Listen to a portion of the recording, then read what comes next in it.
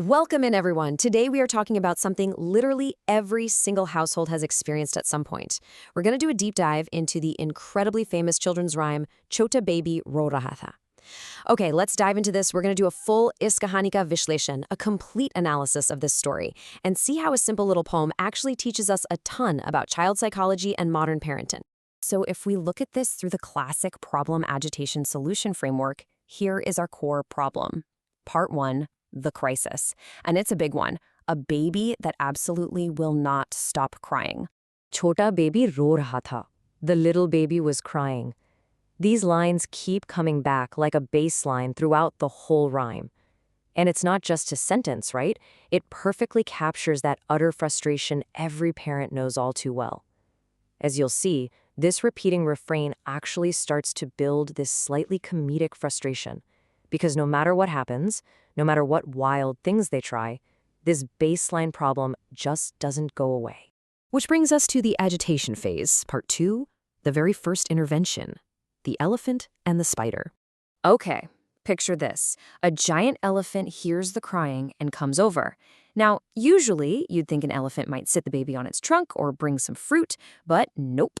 Here the elephant brings a small spider. I mean, just think about the absurd logic here for a second. A spider to soothe a crying baby, and the rhyme is brutally honest about the result. Baby ko wo pasan na aya.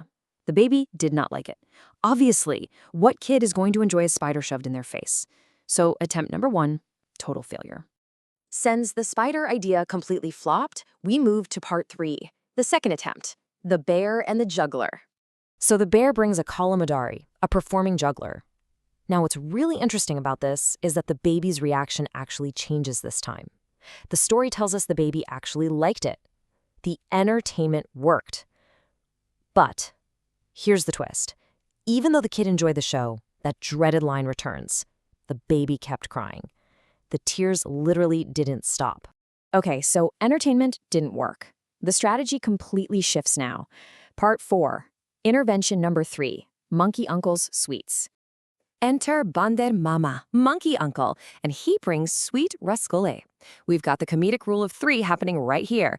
This is the third attempt to avert the crisis. And honestly, seeing a classic bribe like sugary sweets, you'd think the crying would stop instantly, right? Nope, the baby disliked it.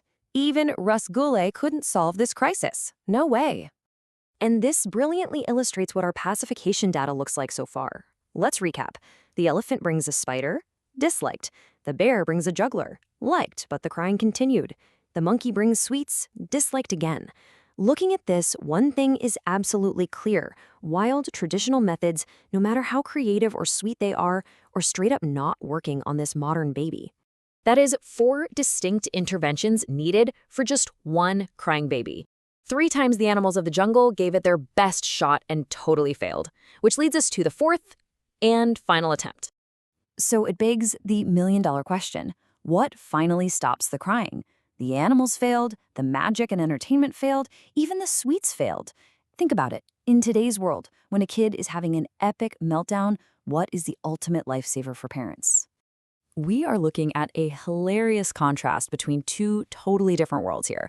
On the left, we've got the traditional stuff we've been hearing about in nursery rhymes for centuries. Jungle animals, performers, sweets. And on the right, our hyper-realistic modern world, Papa and his mobile phone. It is so funny how an old-school style nursery rhyme suddenly hits us with our absolute current reality. And that brings us to the final solution phase of the story, part 5, the digital resolution. Papa arrives, deploys the ultimate digital weapon, and plays a Zappy Tunes video on his phone. So the crucial point is, what nature, animals, and traditional entertainment couldn't fix, a digital screen solved in literally seconds. It is a sequence of events every modern household knows all too well. The magic of the jungle finally yields to the reality of the smartphone. The video plays, the baby calms down, and we finally get our happy ending. The crying stops. It's not just a rhyme. It perfectly shows how modern storytelling is directly incorporating our digital lives into children's media. Fairy tales and animals just don't cut it alone anymore. The smartphone is now a main character. So, to wrap this all up, I want to leave you with a provocative thought. Does modern children's storytelling just reflect modern parenting survival tactics? It's pretty wild to think about how even our most traditional rhyme formats have adapted to include the ultimate modern pacifier. Next time you hear a nursery rhyme, really listen to it. You might be surprised by how much of our reality is hidden right there in the lyrics. I hope this analysis gave you a completely new perspective. Thanks so much for tuning in.